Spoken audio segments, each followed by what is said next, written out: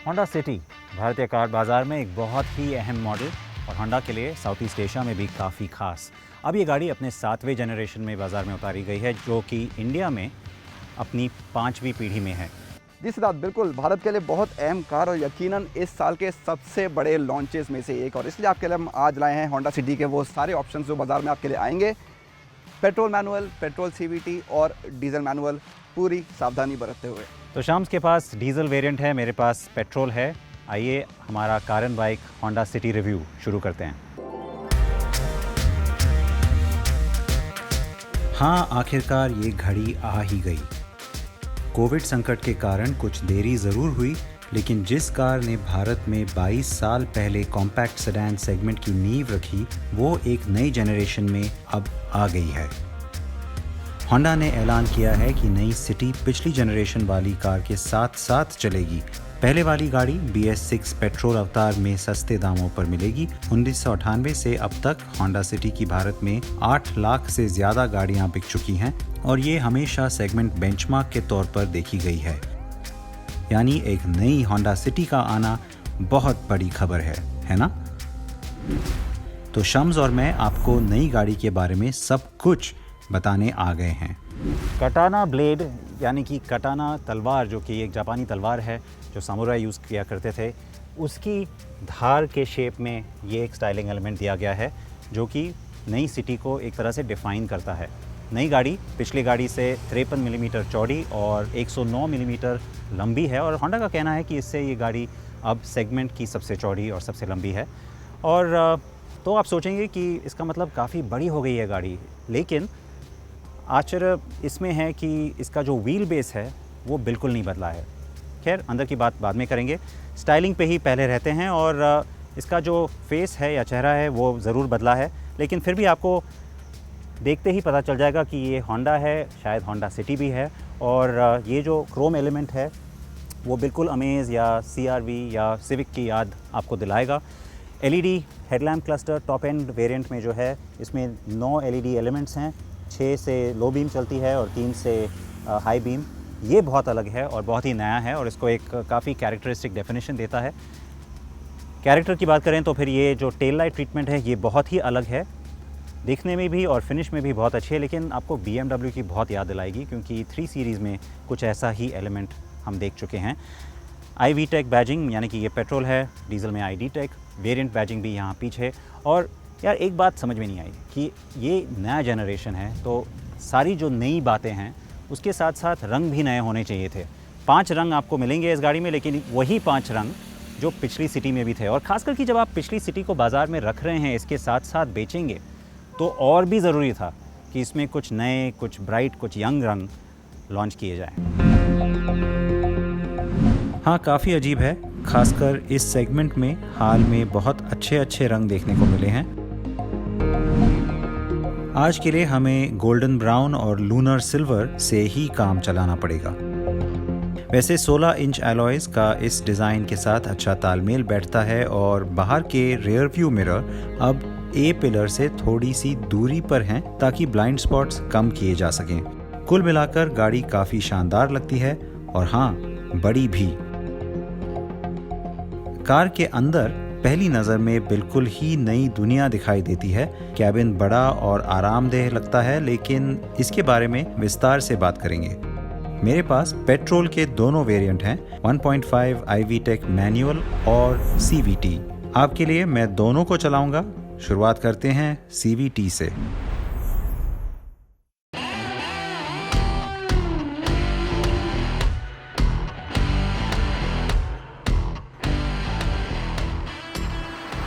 City CVT gearbox के साथ बहुत दिनों से चल रही है, तो क्या नए इंजन के आने से ड्राइव बेहतर हुई है? और उस बेहद बदनाम रबर बैंड इफेक्ट का क्या कोई असर पड़ा?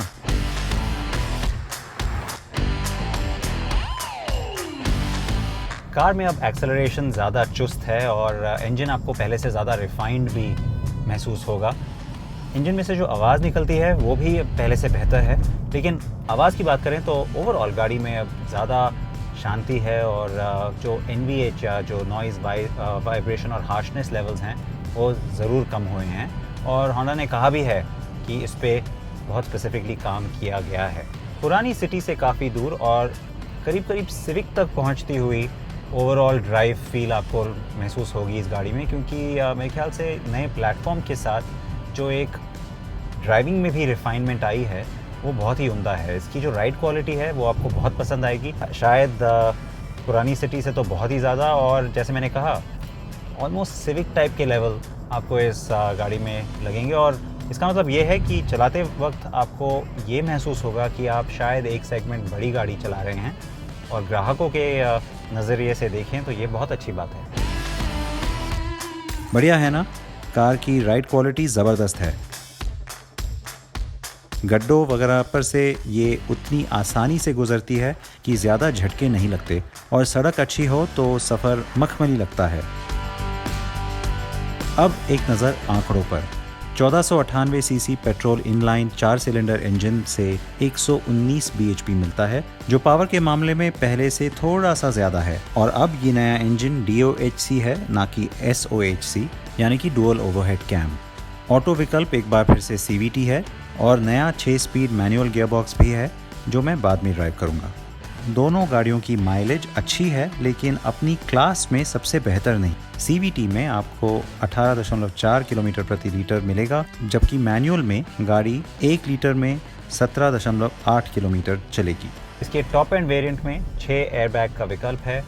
साथ में एक नई चीज़ पेश की गई है जो कि पहले नहीं थी, टायर प्रेशर मॉनिटरिंग सिस्टम, वो भी सिर्फ टॉप एंड वर्जन पे। और साथ में लेन वॉच, जो कि एक सिस्टम हम CR-V या सिविक में देख चुके हैं। इसका मतलब ये कि अगर आप बाईं तरफ का इंडिकेटर चलाते हैं तो स्क्रीन में आपको गाड़ी के बाएं की तरफ पीछे का नज़ारा दिखाई देगा। नई वाली कार का ढांचा ज़्यादा मजबूत है। होंडा का दावा है कि ये पिछली कार से 20.4% ज़्यादा सख्त है, और इसके बावजूद भी 4.3 kg हल्का। सख्त ढांचे से हैंडलिंग में मदद मिलती है, हालांकि बड़ी कार होने की वजह से ये स्पोर्टी नहीं है। स्टीयरिंग वेटेड है, अच्छी खासी है, लेकिन थोड़ी सी और स्टिफ होती तो बेहतर होता। पैडल्स भी अच्छे हैं, लेकिन CVT में क्यों हैं, ये भी एक सवाल है। अगर आप CVT S या स्पोर्ट में चलाएं तो ये थोड़ी सी ज़्यादा तेज़ लगती है, लेकिन दरअसल इसमें और कुछ नहीं, बस ज़्यादा रेव्स ही होते हैं, जैसा अब तक की सभी होंडा सिटी CVTs में होता रहा है। रबर बैंड इफेक्ट भी है, लेकिन उतना नहीं कि परेशानी हो। होंडा का कहना है कि full open acceleration step up shift control और brake operation step down shift control से यहाँ मदद मिलती है। सच्ची बात यह है कि ये इतना बड़ा बदलाव नहीं है कि पता चले। ट्रैफिक में चलाने के लिए CVT से बेहतर विकल्प शायद ना हो, और ये आपको बहुत कंफर्टेबल लगेगी, और इससे आपको माइलेज भी काफ़ी तगड़ी मिलेगी। लेकिन अगर आप ज़्यादा स्पोर्टी ड्राइविंग चाहते हैं तो शायद आपको मैनुअल की तरफ अपना ध्यान देना चाहिए, और शायद आप मुझे भी मैनुअल टेस्ट करनी चाहिए।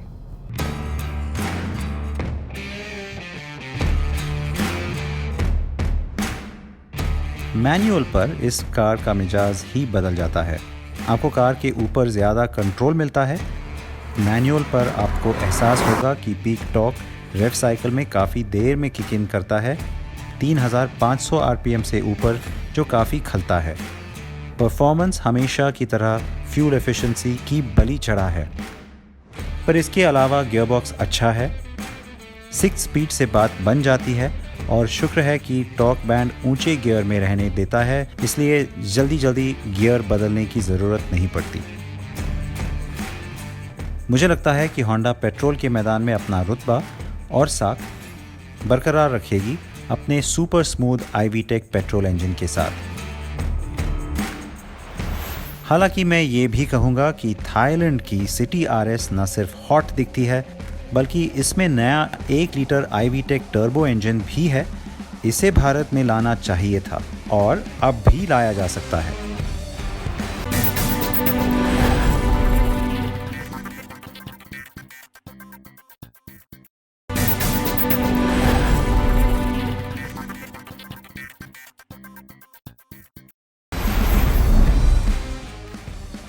होंडा टीम ने हमें तीसरी कार भी गोल्डन ब्राउन रंग वाली दी और ये थी मैनुअल डीजल। जी हाँ, होंडा का मानना है कि ऑटोमेटिक डीजल कार की कोई ज़रूरत नहीं। बावजूद इसके अमेज में ऐसा है, लेकिन मैनुअल में कम से कम नया 6 स्पीड गियरबॉक्स तो है। शम्स ने डीजल कार को आजमाया।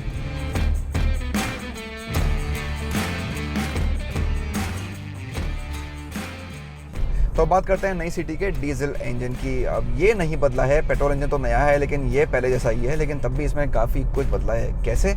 सबसे पहली बात तो ये है कि BS6 हो गया है, और अगर हम होंडा की माने तो ये काम आसान नहीं था। सारे एमिशन नॉर्म्स, सारे नियमों को फॉलो करना और उसके हिसाब से इस इंजन को तैयार करना, होंडा ने काफ़ी मेहनत करी है और अब इसको भारतीय बाज़ार के लिए तैयार कर दिया है। तो वो एक चीज़ हुई है। तो ऑफकोर्स ये गाड़ी पहले से कम आप पोल्यूट करेगी जो BS6 एमिशन नॉर्म्स के हिसाब से होगा, और उसके बावजूद जो इसके फिगर्स हैं परफॉर्मेंस के वो पहले जैसे ही हैं, बरकरार हैं। तो करीब 100 PS की मैक्सिमम पावर आपको मिलेगी और 200 Nm का पीक टॉर्क मिलेगा। और उससे क्या हुआ है कि जो पीक टॉर्क फिगर है स्पेशली, उससे जो गाड़ी के चलाने का मज़ा है वो बरकरार है।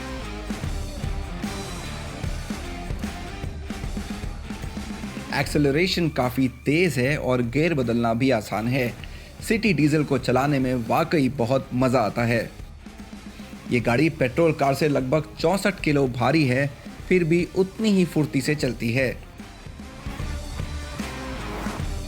यही नहीं, 1 लीटर डीजल में करीब 24 किलोमीटर तक चल जाती है।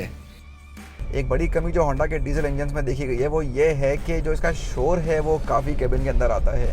जो हमने पिछले 7-8 सालों में होंडा की डीजल गाड़ियाँ देखी हैं, अगर आप पेट्रोल से कंपेयर करें तो बहुत शांत केबिन होता है, बिल्कुल आपको डिस्टर्ब नहीं करता है, बहुत आराम से आप गाड़ी चलाते हैं। तो यहाँ होंडा का कहना है कि उसने इस फीडबैक पे काम किया है और उसने कोशिश करी है कि आपको एक ऐसा इंजन या ऐसी तकनीक इस गाड़ी में दी जाए कि जो इंजन की आवाज़ है वो पहले से बहुत कम अंदर आए, आपको डिस्टर्ब ना करे।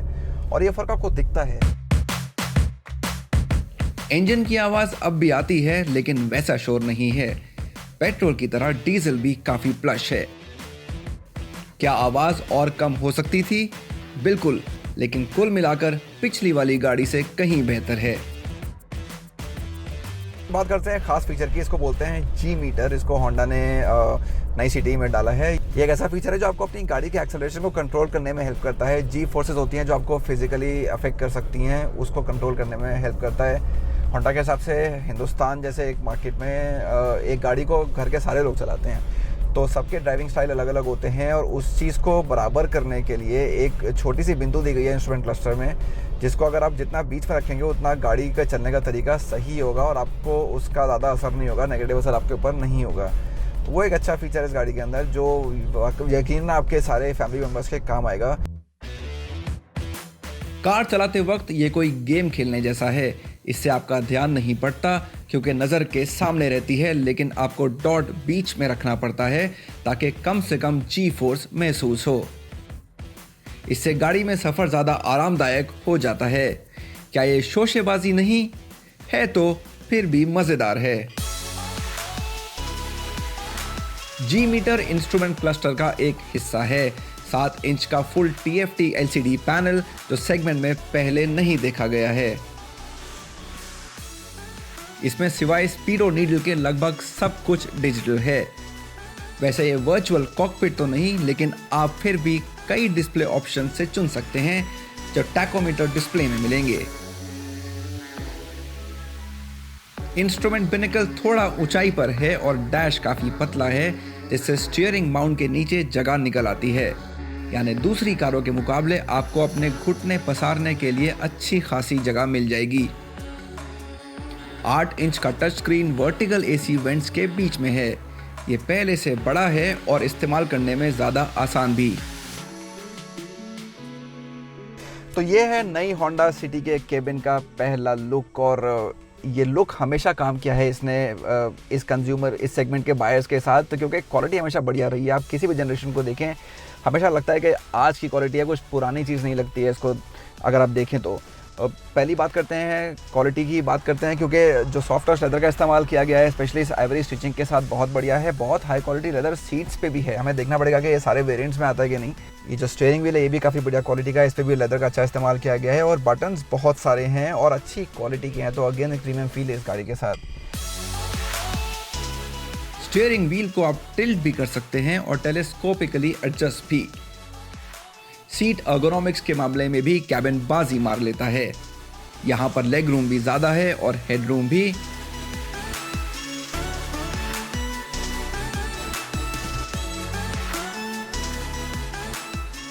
स्टोरेज के भी कई ऑप्शंस हैं।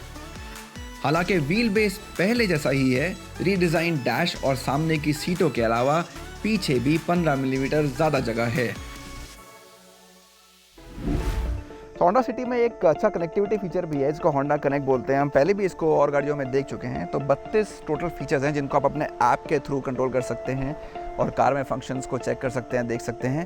लेकिन यहाँ पे एक नई चीज़ होंडा ने डाली है इस कार में, वो है एलेक्सा रिमोट कैपेबिलिटी। अपने मोबाइल फ़ोन के एलेक्सा ऐप के थ्रू आप काफ़ी चीज़ें वॉइस कमांड के थ्रू भी कर सकते हैं। मैं आपको ये बोल के दिखाता हूँ अभी। बस ये कमी है कि आपको इससे इंग्लिश में या अंग्रेज़ी में बात करनी पड़ेगी, ये हिंदी नहीं समझेगी आपकी। ऐप आपकी कार से एक एम्बेडेड सिम कार्ड के जरिए जुड़ जाता है और आप होंडा कनेक्ट ऐप से वॉइस कमांड्स दे सकते हैं। अलेक्सा से आप टायर प्रेशर जांचने या कार में फ्यूल कितना है या बैटरी का क्या स्टेटस है ये भी पता कर सकते हैं। इसके अलावा भी और कई चीज़ें हैं।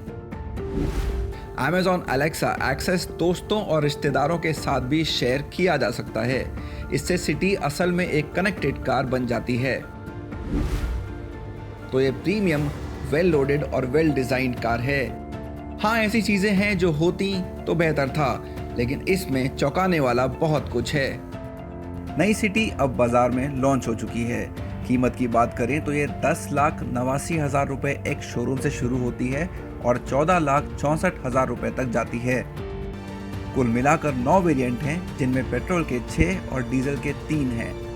पेट्रोल मैनुअल की बात करें तो सबसे सस्ता वी वेरिएंट 10,89,000 रुपए का है और सबसे महंगे ZX की कीमत 13,14,000 रुपए है। पेट्रोल CVT के 3 मॉडल 12,19,000 रुपए से लेकर 14,44,000 रुपए तक आते हैं और अंत में डीजल, जहां 3 वेरिएंट्स की कीमत 12,39,000 रुपए से लेकर 14,64,000 रुपए के बीच है।